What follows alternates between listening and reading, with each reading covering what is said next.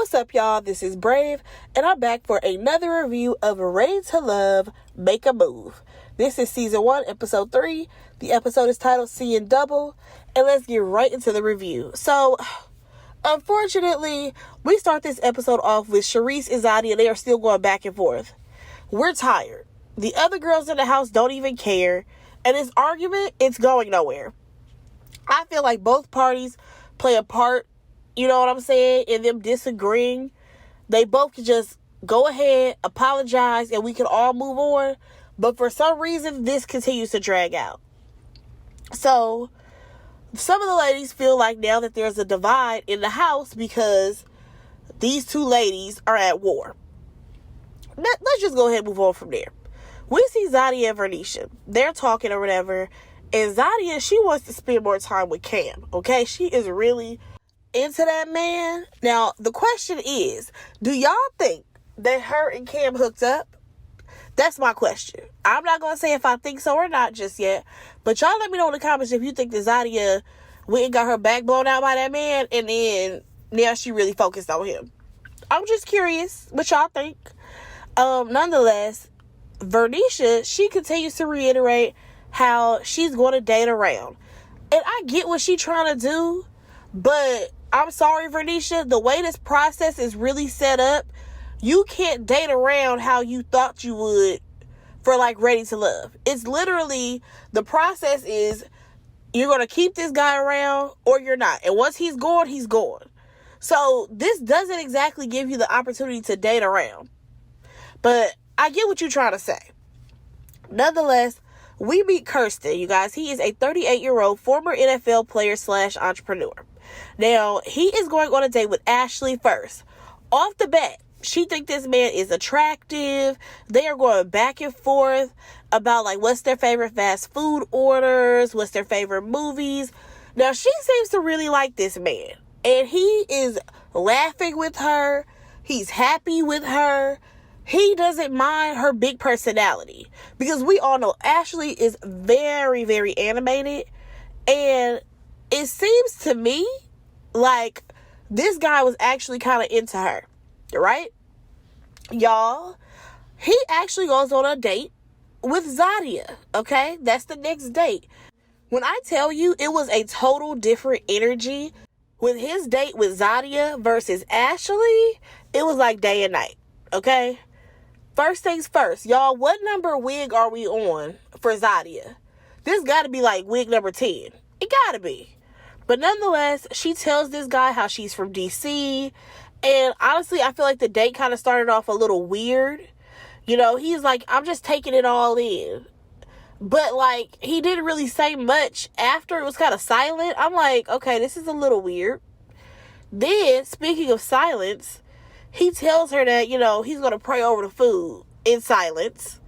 I'm like, again, this is weird. For me, this seemed like it was not vibing at all. And it was bothering me that both of them decided as full-grown adults that they were going to talk on national TV with their mouths full of food. Like, I'm just like, what is going on here? Can you finish chewing that piece of shrimp and then answer the question? Please. Now, another thing that stood out to me was the fact that she don't want kids. It's clear that he does. All right, let's go ahead and wrap this on up. Wrap this date right on up. Moving forward, y'all, we see this guy named Walter. He is 46 years old. He's a musician, and he meets with Vernisha first, right? Now, they have a little cooking class together. He felt a little vibe with her because she feels like a homegirl, like someone you're familiar with, very round-the-way type homegirl. Cool. Vernisha, she says that this man, he checks off a lot of boxes for her. Now, we also see him go on a date with Sharice. Now, they go on this, like, carriage type ride around the city, and she thinks he's attractive. He ends up name-dropping a few artists that he's worked with before, and we also learn that he's been married before.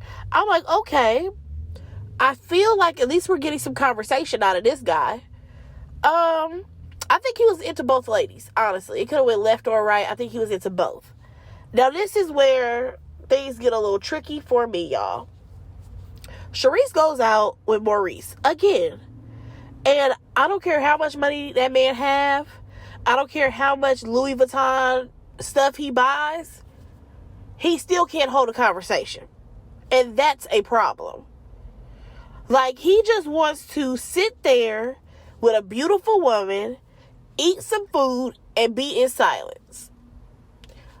I understand a man of a few words, but this is way too few for me.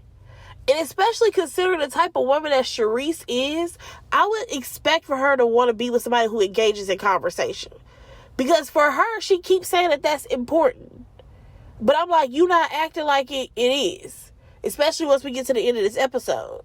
But I feel like because she knows that he got money, she's willing to tolerate something that does not serve her. And who am I to stop her? Let's go ahead and move on. So we see Zia and Ashley. They're talking about how, they went on a date with the same guy. Now, Sharice comes in and Zia is like, okay, well, let me just have a conversation with her. Now, it started off with Zia trying to mend the relationship. Keywords, started off. Next thing you know, these girls are arguing again.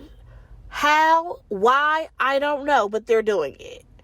Like, at one point, Sharice is like, I just want to let this go. And I'm like, yes, we all want y'all to let this go because it's stupid. Y'all not dating each other.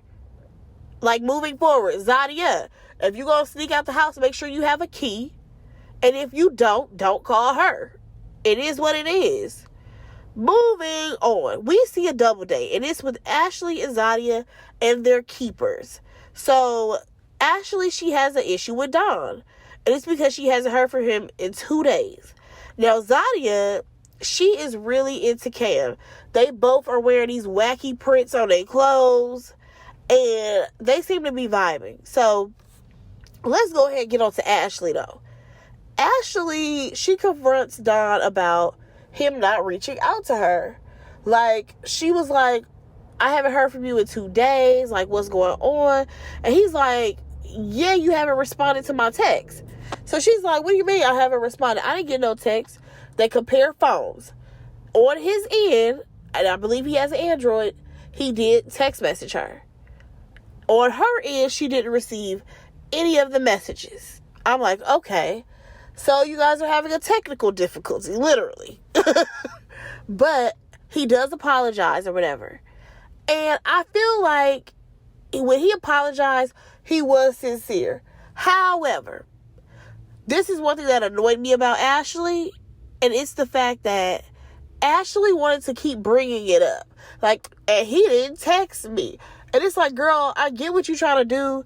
That stuff was cute when you was like 20 years old, but your next big number is 40. And I find it to be very childish that you want to, like, play in this man's face and be like, yeah, because he didn't call me, y'all, blah, blah, blah, blah, blah. Girl, is you going to rock with him or you not? Because if you are, shut up. But let's go ahead and move on. So we actually see Vernisha and Jabari. So they are, I don't even know what their date was. It seemed like they was just sitting in a corner somewhere. But nonetheless, they talk about gender roles because he says that he can't cook. And Vernisha's like, well, I can cook. I don't have a problem with cooking. But here's the main key part. She wants to maintain her current lifestyle. And he wants to know, well, how much money he needs to be making to sustain her lifestyle, which I think is a valid question. Because, listen, if she requires a man to make, $140,000 a year because she likes to travel, she likes to do this, that, another, and he only making a solid 80, well, baby, that's a compromise. It's called, I don't know if I'm going to be able to make that much money to bring in every month. You know what I'm saying? So I absolutely enjoyed this conversation, and I'm glad that we're out here asking real questions. All right, so he's telling her how, she was telling him how, as an entrepreneur, there is really no cap for her because, you know what I'm saying? If you want to make more money, you provide other services, you can add additional things to your business. There are multiple ways for her to make more money. However, for him, he's like, well, I'm an employee. There's a cap.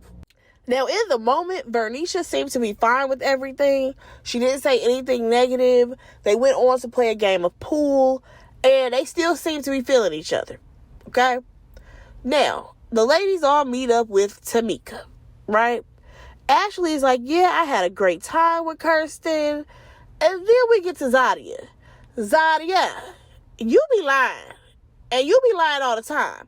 Because first you lied about sneaking out talking about so you went for a walk in the morning. Yeah, you went on a walk of shame. Now you sitting up here talking about oh yeah, it was such a great date with Kirsten.